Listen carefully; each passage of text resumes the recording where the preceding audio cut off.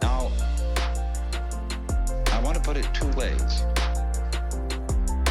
I'm not saying that it's a bad thing, something to be condemned, to take your own individual life seriously, in dead earnest, and to have all the problems that go with that. Do you understand that being that way, that being a real mixed up human being, is a manifestation of nature? That is something just like patterns on the waves out here. Patterns on the waves.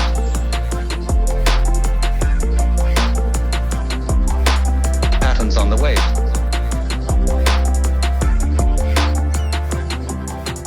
Patterns on the waves.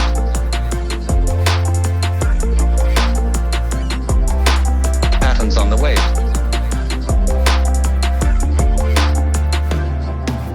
Or like a seashell.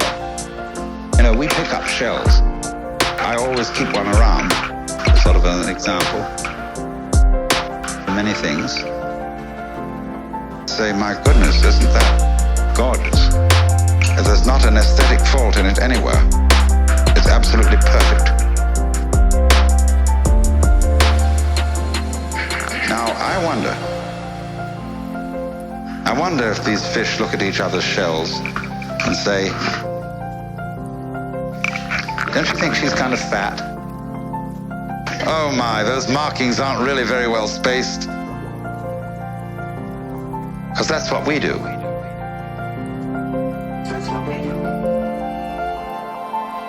Patterns on the wave.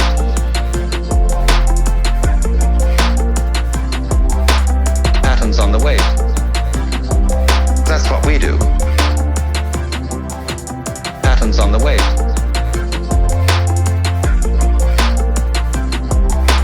Patterns on the wave. That's what we do.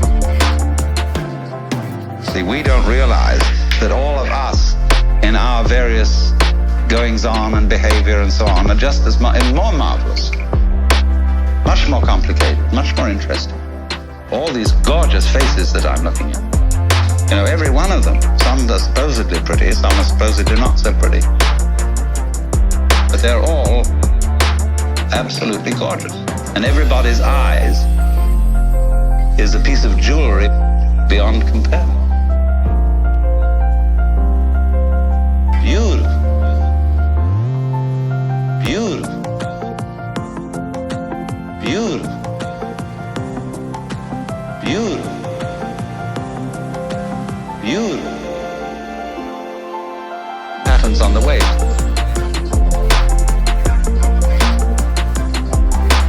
Patterns on the wave.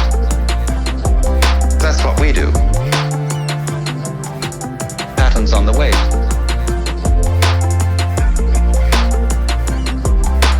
Patterns on the wave.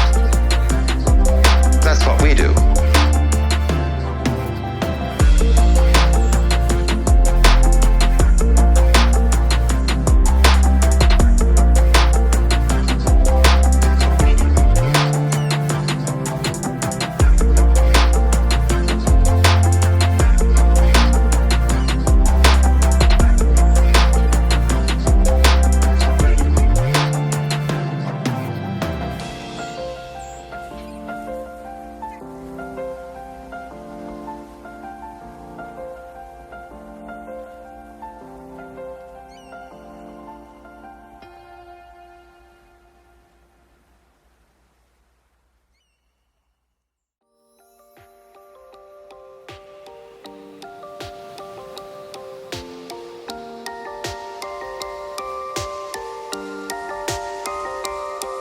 There's a myth.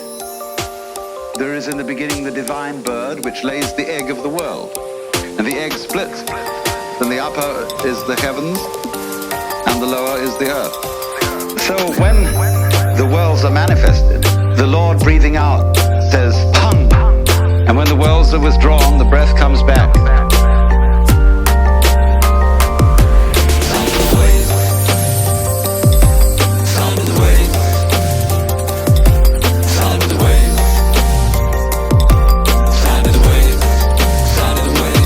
But if you say hung, sa, hung, sa, hung, sa, hung, it becomes sa, hung, sa. Sa, ahang. That means, sa means that, the truth, ahang, I am that. Imagine when we get to the final moment in which the world is blown up. Imagine the countdown. This is the end. Somebody's pushed the button. 8, 7, 6, 5, 4, 3, 2, 1.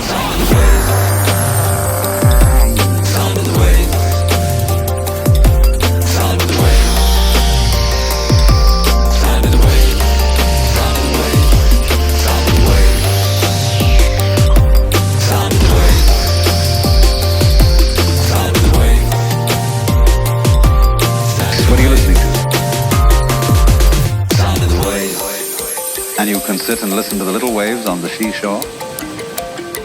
And you'll get back here into this kind of thinking, and you're hearing the ocean of the universe going. And that's your breathing, too. It's all one rhythm. So it may be that every star was once a planet populated by intelligent people who found out about the fundamental energy of the universe, blew themselves up. And as they blew up, they scattered all kinds of stuff out, which became little planets. Which in a long time, life started all over again. Sound of the waves. Sound of the waves. Sound of the waves. Sound of the waves. Sound of the waves. Sound of the waves. Sound of the waves. Sound of the waves. What are you listening to? Sound of the waves. Sound of the waves. Sound of the waves. What are you listening to? Sound of the waves. Sound of the waves. Sound of the waves.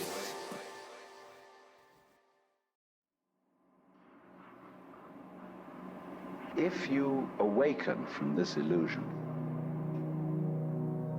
and you understand that black implies white, self implies other,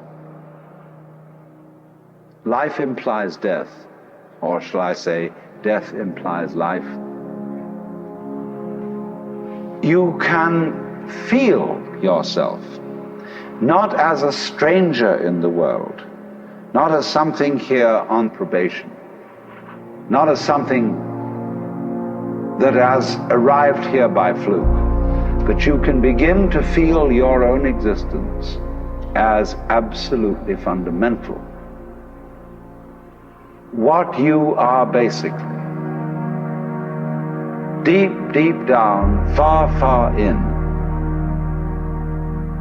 is simply the fabric and structure of existence itself. So, say in Hindu mythology, they say that the world is the drama of God. God is not something in Hindu mythology with a white beard that sits on a throne and that has royal prerogatives. God in Indian mythology is the self, Satchidananda, which means Sat, that which is, Chit, that which is consciousness, that which is Ananda is bliss. And in other words, what exists, reality itself, is gorgeous. It is the plenum, the fullness of total joy. Wow-wee. And all those stars, if you look out in the sky, as a firework display like you see on the 4th of July, which is a great occasion for celebration. The universe is a celebration. It is a fireworks show to celebrate that existence is. Wow-wee. And then they say, but however, there's no point just in sustaining bliss. Let's suppose that you were able every night to dream any dream you wanted to dream. And that you could, for example, have the power within one night to dream 75 years of time, or any length of time you wanted to have. And you would naturally, as you began on this adventure of dreams, you would fulfill all your wishes. You would have every kind of pleasure you could conceive. And after several nights of 75 years of total pleasure each, you would say, well, that was pretty great. But now let's have a surprise. Let's have a dream which isn't under control. Well, something is going to happen to me that I don't know what it's going to be. And you would dig that and come out of that and say, wow, that was a close shave, wasn't it? And then you would get more and more adventurous, and you would make further and further out gambles as to what you would dream. And finally, you would dream where you are now. You would dream the dream of living the life that you are actually living today. That would be within the infinite multiplicity of choices you would have, of playing that you weren't God. Because the whole nature of the Godhead, according to this idea, is to play that he's not. The first thing he says to himself is, man, get lost. Because he gives himself away. The nature of love is self-abandonment, not clinging to oneself, throwing yourself out, as in, for example, in basketball, you're always getting rid of the ball. You say to the other fellow, have a ball, see? And that keeps things moving. That's the nature of life. So in this idea then, everybody is fundamentally the ultimate reality. Not God in a politically kingly sense, but God in the sense of being the self, the deep down basic whatever there is. And you're all that, only you're pretending you're not.